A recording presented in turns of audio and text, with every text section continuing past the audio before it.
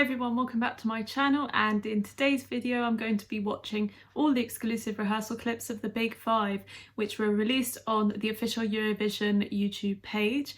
So I'm going to be watching these for the first time and I'm really excited because I have this kind of instinct that potentially a Big Five country might win again this year at Eurovision, which would be awesome. It would be redemption. It would just, yeah, it would feel really great. So without further ado, let's get straight into this. Please leave a like if you like this video and consider subscribing to my channel if you haven't already. And let me know down below in the comments what you think about this year's Big Five. And let's start with France. Alvena Nahez with Fulen. This is in Breton. It's a really interesting song. So I'm excited to see what they've brought to the table this year. My main concern with this one was the live performance of it at the national final. Felt a little bit kind of messy in places. It didn't feel quite like it gelled together too well. It's a difficult song to perform live. It sounds amazing in the studio cut, but in order to get those dynamics, those rhythms just completely in time with the music, everyone kind of choreographed together musically really well, it's very hard to achieve that. So they've got to work hard in order to get the best outcome possible. So let's see what this rehearsal clip's like, and I'm excited. So okay.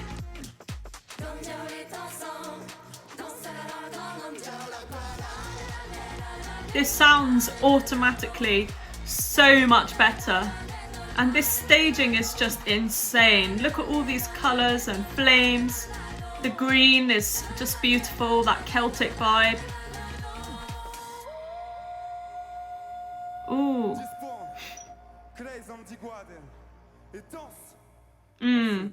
That's really impressed me actually. It just took me completely by surprise. It's automatically a huge step up from the national final. The vocals sounded just so well put together. Everything was mixed live really well. And I love the way they've staged this. It's got so much character. I reckon this could do really well this year. France could be back in the top 10 once again, at least top 15. We'll see how this goes. I think the eye candy element of this will probably help them a lot, and I don't mean to say that in a kind of unfair way because looks don't matter, but they kind of do at Eurovision. So yeah, I'm really impressed with this. I think they've done a great job, and well done France again for stepping it up and bringing us something really unique, really interesting, and definitely inherent to French culture in a way that you wouldn't expect, because it has got this kind of Breton Celtic feel to it. So I love it. And the next rehearsal clip we're going to watch is Italy, Mahmoud and Blanco with Brividi. If you'd like to see my piano cover of this, please check out my channel page because I uploaded a piano duet with myself for this song. So this is my winner of the year. I'm excited to see how they've staged this. Obviously the Sanremo performance was beautiful. I reckon if they keep something similar in line with that, it could really do really well at this year's contest. So let's see how this one has come out. Okay. The lighting is insane, isn't it?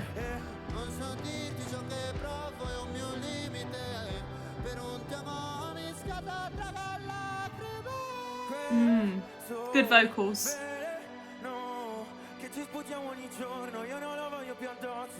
Lovely. Yeah. Oh, and they're using the lighting cage. Yeah, vocally it sounds really great. I think they've got good chemistry on stage together. I'd like to see just a little bit more effort in terms of working the camera, providing a bit more emotion, because I know it's a rehearsal, but it does look really promising, and I'm sure on the night it's going to be beautiful. What they've absolutely got right here is the lighting. The lighting is creating this wonderful atmosphere. It really suits the texture and the sound of the song beautifully. Yeah, they've made the right decisions, making the use of that lighting cage as well. Not many countries have done that this year by the looks.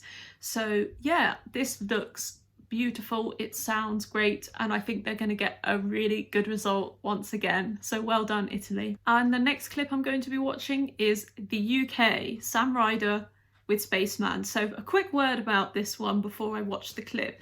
So My journey with this song has been interesting. When I first heard it, I felt underwhelmed. I thought it was a good song. It's one of our best entries in years, but it's just not quite my cup of tea. I thought some of the elements of it didn't quite gel with my music taste, but I can definitely see that this is just so much more effort from the UK in like all the years combined before this year. It's just so great to see this. And I've slowly kind of grown to really be fond of this entry.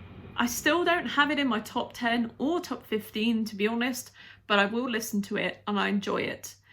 And I think Sam Ryder is the best ambassador we've had for this contest in years. He has the balls to directly address the xenophobia of our press about Eurovision. He's had the balls to say it's nothing to do with Brexit, it's nothing to do with the European public, it's to do with us, our approach, our attitude, the quality of our stagings, the quality of our entries. And he's trying to take the stigma away from Eurovision in this country. He's trying to give us a good result, and I think we will get a good result with this. We've gone up in the odds, which is promising. I still don't know if we're going to win. I don't think we will, but I think we're going to get our best result since Blue. A top 10 finish would be absolutely amazing. I will be cheering the UK on. I am so excited to see what they've brought. So let's look at this rehearsal clip. I'm so proud of what we've sent this year, honestly. I feel like my initial reaction didn't do the song the justice it deserved, because I was probably in a bitter and bad mood from what I heard from the Radio 1 announcement. I wasn't liking what they were talking about. And this is the kind of song I think could change my mind if I see it live, because it's all about the live performance. If this comes alive on stage, and if they've taken a good staging concept which suits the song, I reckon this could do well, and I could definitely put this up in my rankings. So let's see what they brought to the table, ramble over, and I'm excited.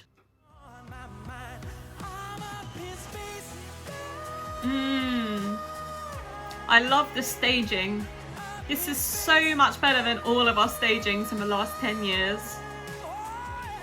Nice. The vocals are amazing as expected. He's working the camera. Lovely, lovely costume, to be honest. Yeah, vocals are on point as expected. We knew he wasn't going to disappoint vocally. But what I'm really impressed about with this is that the BBC and Tap Management have not cocked up the staging for once. Oh my goodness, this staging is understated, it's classic, there's nothing gimmicky about it, there's no bloody gigantic trumpets on stage, thank God. I was worried there's going to be trumpet-shaped spacesuits or something, or like spaceships hanging off the ceiling. So they haven't gone for that, thank God. They've actually produced something which seems to be Sam's vision, and he is a born performer. He comes alive on stage. His vocals are incredible. I think we're going to do really well this year, and I'm so excited. Honestly, I think for us, a winning scenario would be top 10. Going from 00 in 2021 to a top 10 finish this year would be one of the best things about this year for me. I'll be so excited, because then it would really drive the BBC to try and win in this decade. Go for that win. I think we can do it. And Sam is kind of having this Anouk moment for the UK. I think this is definitely a step, not even a step in the right direction. It's a freaking long jump in the right direction. It's just working on so many levels, and I'm really, really proud of us this year. And this is #1 on trending in the UK. #1 on trending. That is insane. People are taking a look at this. People are paying attention to us this year in our own country. That is an achievement in itself. Well done. Next, we're going to look at Spain. Chanel with Slow Mo. Now, I know this one has had a really positive response in the press centre. I saw William from Wee Wee Blogs just going bananas over this, so I'm excited to see what they've brought on stage. I saw in the first rehearsal clip on TikTok that they've kind of gone for this matador outfit again, this bejeweled black jumpsuit with a really nice shoulder pad effect going on, which looks just amazing. So let's see this rehearsal clip. If they've kept all the choreography very similar but then kind of elevated it, I'd love it. I think this is a contender for the win for sure. I reckon it's going to get a lot of points from both halves of the vote. And I know that Spain have drawn first half, so if this closes the first half, they could be in for their best result in a very, very long time, for sure.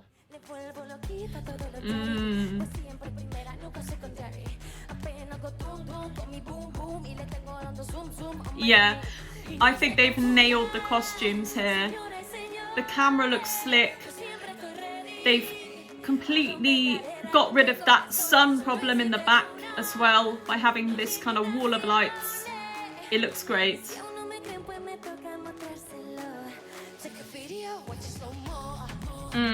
And that strobe looks so slick. It really suits the vision of the song.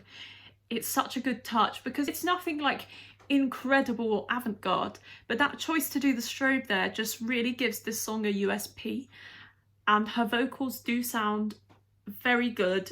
It's very impressive that she can sing and dance like this to this level at the same time without sounding out of breath. I think she's going to be really, really high up in the marks from the juries especially. So the problem with this one is that it's kind of divided the feminists in half, because there's a group of people who think, yes, Queen, slay, you know, that kind of attitude with Chanel, kind of bringing her sexuality on stage, bringing this kind of Cuban, Latino / Spanish flavour.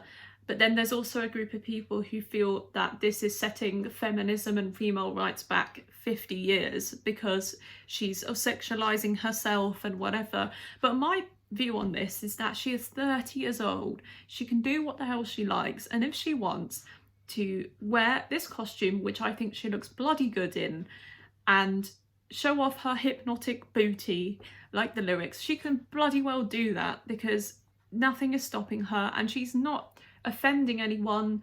She's not setting, you know, female rights back 50 years. She's just performing to her best of her ability, and she's a grown-ass woman. She can do what she likes. So that's how I feel. But if you get offended by this, I do kind of understand where you're coming from, but like I said, I just don't think that's what she's intending. And I think they are absolutely doing a great job with this, and I'm really impressed with the staging. So I'm excited to see how this one does. This is a redemption arc for both the UK and Spain, who have had abysmal results in the past couple of decades. So to see Spain and the UK do so well this year would be just the cherry on top. It really would be great to see. So I'm impressed with this staging. And now let's move on to the final clip from Germany, Malik Harris with Rockstars. So this is arguably the weakest of the big five, to be honest. It's not one of my favourites this year, but I think if they do something quite charming with the staging, they could save themselves from being completely disgraced in the vote. Germany is one of those countries that really need to step it up, because they've had 2 consecutive contests of getting 0 points in the public vote. If they do that again this year, things need to change. They need a serious revamp in all departments of Eurovision for Germany. Literally, you could see a glimmer of hope with Ben Dolic in 2020. That song was fantastic. They were taking a massive step in the right direction, and it seems that they've regressed. So let's see what this rehearsal's like. I don't have the highest hopes for their score this year, but I really do root for him, because I think he's got this charm, he's got this talent, he's a multi-instrumentalist. And his song, the meaning of it, is really kind of wholesome. So I don't hate this at all. I just don't think it's the best out of the big five. Okay, yeah.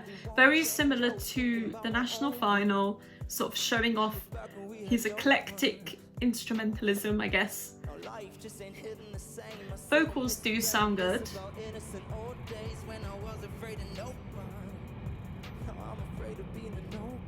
I think the cameras need to be they need to be a bit faster in tempo in the movements, because it's kind of dragging it slightly back a little bit, because the song isn't like a ballad. It's a mid-tempo track, and it needs a bit of gravitas on stage. Just having a kind of pan like this going around, it's just not going to add any extra energy or push that this song desperately needs. So the staging didn't look bare, it just looked slow. That's all. I think they've made the right decision having all these instruments on stage. I think they've created a nice atmosphere, and they've really kind of tried to bring a bit of personality, his personality, to the staging. But yeah, I'm just a bit worried about how this is going to do. But I wish him all the best of luck, because I think he's a great guy and he's very talented. So, okay, a bit of a summary then. So I reckon my favourite of today, I'd say it's a tie between Spain and the UK. They really impressed me. I'd say biggest grower, probably France, to be honest. I think they had a really good sounding performance, and it seems to have improved so much from the national final. And I say my biggest disappointment has to be Germany. It's not going to be anyone else. But Italy did impress me too. I think they've done enough to do well at this contest. So I'm really pleased with all of these, besides I say Germany. But those are my thoughts. Let me know down below what you guys think, and I hope you have a good rest of the day. And stay tuned. I'll be pretty much here every day next week with predictions, reactions, live reactions to the results, that kind of thing. So you'll be seeing a lot of my face in the next few days. But yeah, stay tuned, and I'll see you guys soon. Bye.